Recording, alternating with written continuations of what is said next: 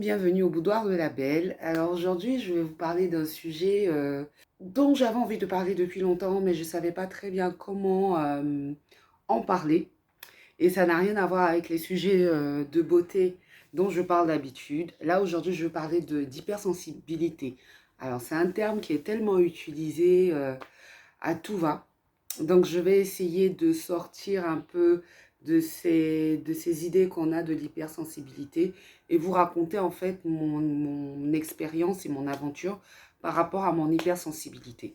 Il y a des gens qui prennent ça pour un don, il y a des gens qui prennent ça pour un handicap. Moi, je dirais que dans la première partie de ma vie, ça a été plutôt un handicap.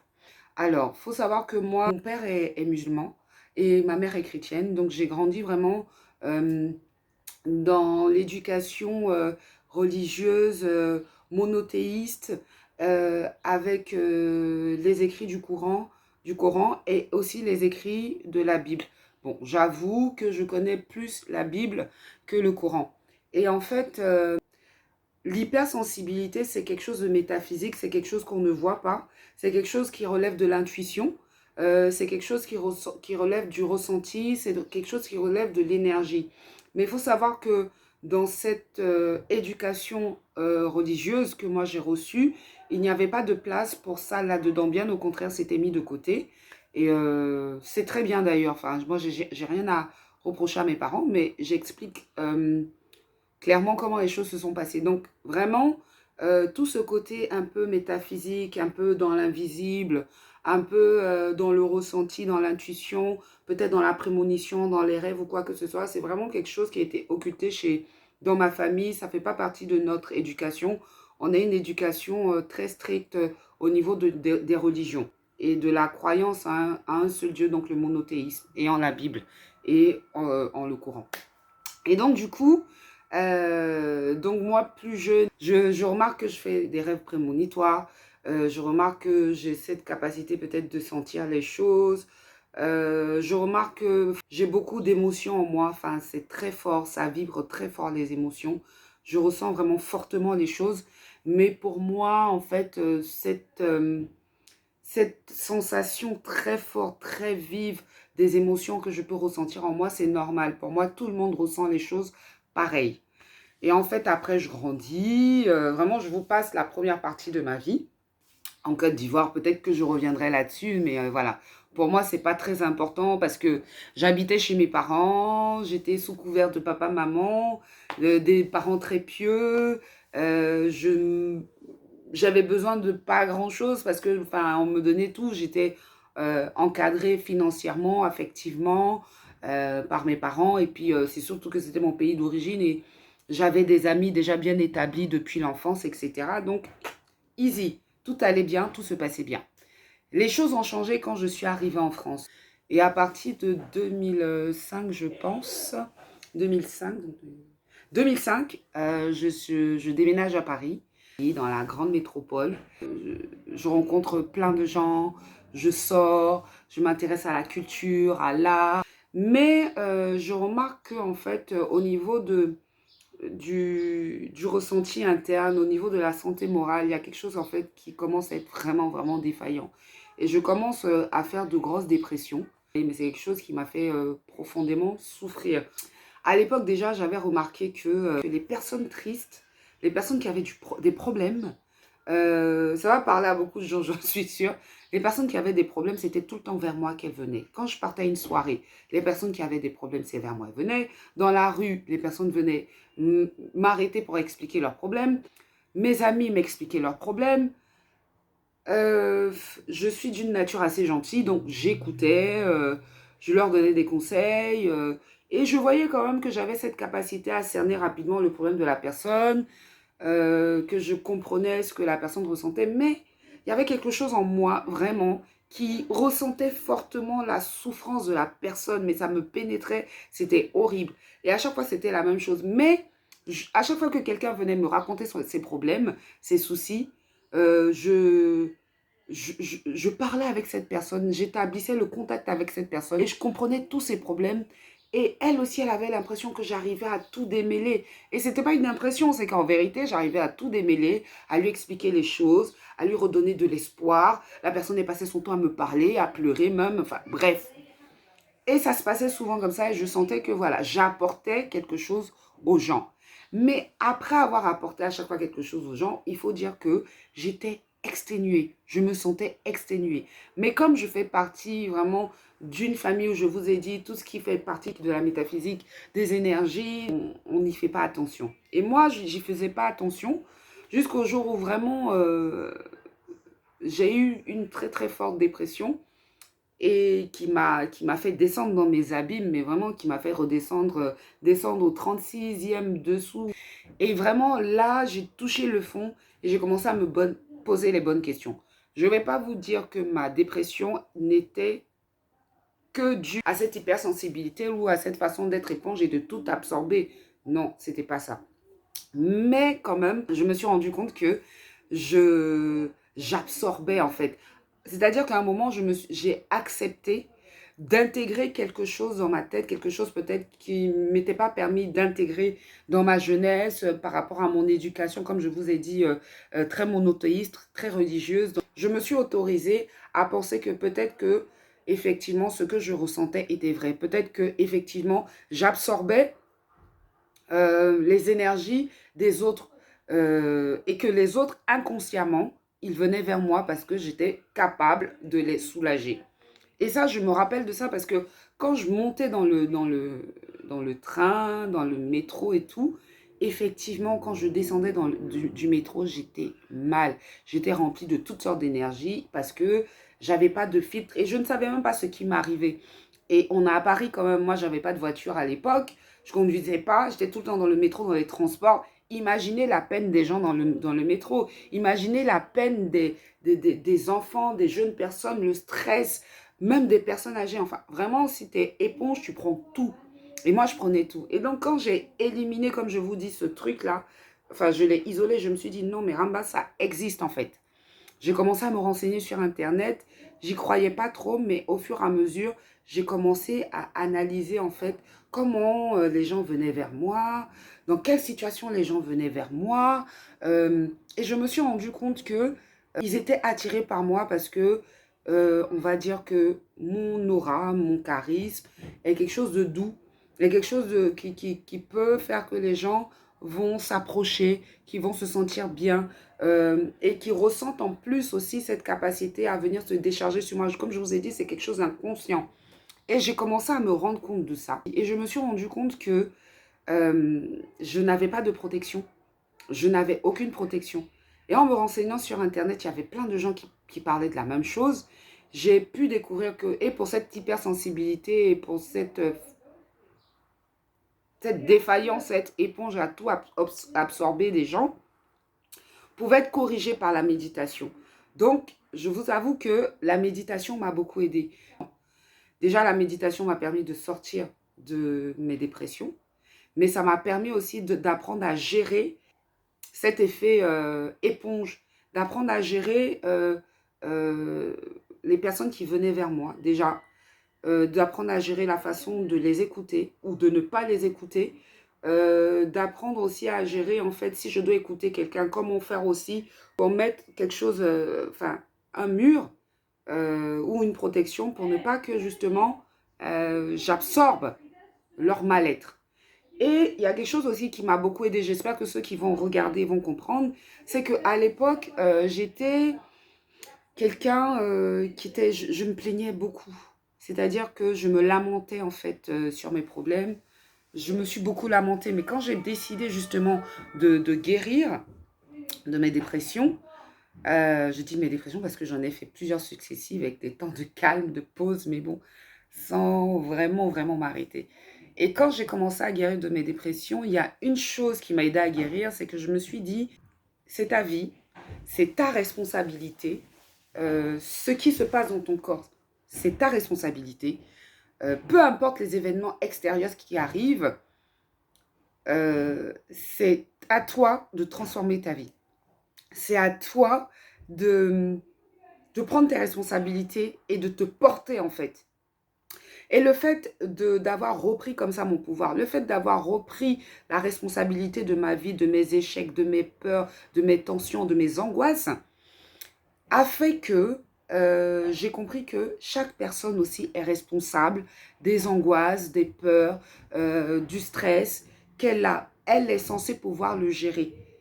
Et donc, la méditation, en plus le fait que j'ai compris ce principe-là, ça a fait que vraiment, euh, j'ai su gérer maintenant. Déjà, les gens ne m'approchaient plus comme avant parce que j'étais plus la personne, voilà, viens et verse tous tes problèmes sur moi. Je suis Mère Teresa, je t'attends. Non, c'était plus comme ça en fait. C'est que déjà dans ma posture, je me tenais autrement. J'étais plus que la personne, j'étais plus que de la sensibilité, de la maternité, quelqu'un qui va te dorloter. Non, je montrais à la fois ce côté très tendre et à la fois le côté très responsable et droite. Donc déjà, ça diminuait en fait le nombre de personnes qui m'accostaient. C'est pas méchant, je leur faisais pas peur, mais je montrais que je n'étais pas seulement un oreiller ou un marchepied, mais que voilà, j'étais quelqu'un qui savait se tenir droit et qui comprenait les choses et qui n'était pas là que pour essuyer des larmes ou quoi que ce soit. Donc déjà, ça donne une autre posture. Je n'écoutais plus les problèmes comme d'habitude parce que j'avais appris à donner la responsabilité à qui de droit. Déjà, quand les gens venaient me parler, ça c'est très important, il faut que vous compreniez, si vous avez été le même genre de personne que moi, c'est que vous avez une capacité à écouter forcément. On ne naît pas avec ce genre on va dire, de capacité ou de défaillance. Pour moi, c'est entre les deux, sans avoir la capacité d'écoute en fait. Il faut que vous écoutiez les personnes. Et moi, j'ai appris à écouter les personnes qui venaient me voir. J'ai appris à cerner rapidement leur personnalité. C'est quelque chose que j'ai toujours su faire, de cerner la personnalité de quelqu'un. Mais là, j'étais devenue encore plus rapide dans mes analyses, plus concrète, plus concise. Donc, vous devez apprendre à cerner la personnalité de la personne qui s'approche de vous très rapidement pour savoir à qui vous avez affaire. Ensuite, avoir le problème de manière macro, parce que la personne va vous expliquer son problème de manière micro. Elle va vous expliquer des petits trucs, nanani, voilà ça, ça, ça, ça. Et en fait, ça ne se termine pas. Il faut essayer de voir la situation dans son ensemble, voir si la personne a vraiment besoin de vos conseils. Est-ce qu'elle vient pleurnicher ou est-ce qu'elle vient prendre des conseils? Parce qu'une personne qui vient pleurnicher, je vous assure, si ce n'est pas votre soeur, votre ami ou bien vraiment que vous ressentez, ne prenez pas en fait. Parce qu'il y a beaucoup de gens qui vont venir pleurnicher pour se décharger. C'est-à-dire qu'elles se servent de vous comme une poubelle. Donc, notez bien, essayez de percevoir, essayez à travers certaines questions posées à la personne, de déterminer pourquoi la personne vous approche et pourquoi elle vous explique ses problèmes. Qu'est-ce qu'elle veut? Si la personne veut pleurnicher, vous lui dites exactement que ce que vous avez à lui dire, ce que vous percevez de son problème, ce qu'elle doit faire, et basta. Parce que vous avez, vous, vos problèmes. Si la personne n'est pas venue pour avancer, c'est pas à vous de venir écouter tous les problèmes des personnes. Non, non, non, non. Laissez tomber ça. Elle n'a qu'à aller à l'église, elle n'a qu'à aller, enfin, je sais pas, méditer. Mais si la personne ne veut pas prendre de conseils, laissez tomber. Et si la personne veut prendre un conseil, essayez de vraiment voir si vous pouvez lui apporter quelque chose qui va la faire avancer. Essayez vraiment de cadrer la conversation. C'est-à-dire qu'il y a des gens qui veulent des conseils, mais ils veulent des conseils qui les arrangent. N'hésitez pas à le dire à la personne, écoute, moi, tu m'as expliqué ton problème. Si tu veux un conseil, je peux te donner un conseil, mais si vraiment c'est pour que te plaindre, on va s'arrêter là. Déjà, j'ai déjà fait cette réflexion-là à plusieurs personnes. Si tu veux que je te donne un conseil, il n'y a pas de problème, je te donne mon conseil. Et par contre, je ne vais pas te donner un conseil qui va t'arranger, je vais te donner un conseil que je peux te donner objectivement. Mais on ne va pas discuter sur le, euh, le bien fondé de mon conseil ou quoi. Tu le veux, tu prends. Tu ne le veux pas, tu le laisses en fait. Et une fois qu'on va finir de terminer de parler de ça, après on passe à autre chose. Moi, voilà comment j'agis. Il faut savoir voir les personnes qui ont besoin de vous. Il faut savoir comment faire pour ne pas absorber physiquement dans son être aussi les énergies de cette personne. Donc, il y a des personnes qui vont vous dire la prière, je suis d'accord. Il y a des personnes qui vont dire la méditation, je suis d'accord. Vous faites comme vous voulez. Mais il faut que vous arriviez physiquement à ne pas absorber l'énergie des gens parce que ça, c'est quelque chose qui existe. Et il y a quelque chose de très important, c'est que gardez-vous de tout le temps répéter les mêmes choses aux mêmes personnes. C'est-à-dire qu'il y aura des gens dans votre vie qui vont venir se répandre sur vous, vous raconter leurs problèmes à tout va parce qu'ils savent que vous êtes une bonne oreille. Et inconsciemment, en fait, c'est pas très conscient, mais quand ils sortent de chez vous, ou ils ont raccroché au téléphone, ils viennent de raccrocher au téléphone avec vous, ils sont allégés. Mais c'est parce que dans l'invisible, dans la métaphysique de la chose, vous avez absorbé réellement le mal-être de la personne. Donc, la personne, à chaque fois qu'elle se sent mal, elle va venir vers toi. Elle va venir vers vous pour discuter, pour se décharger.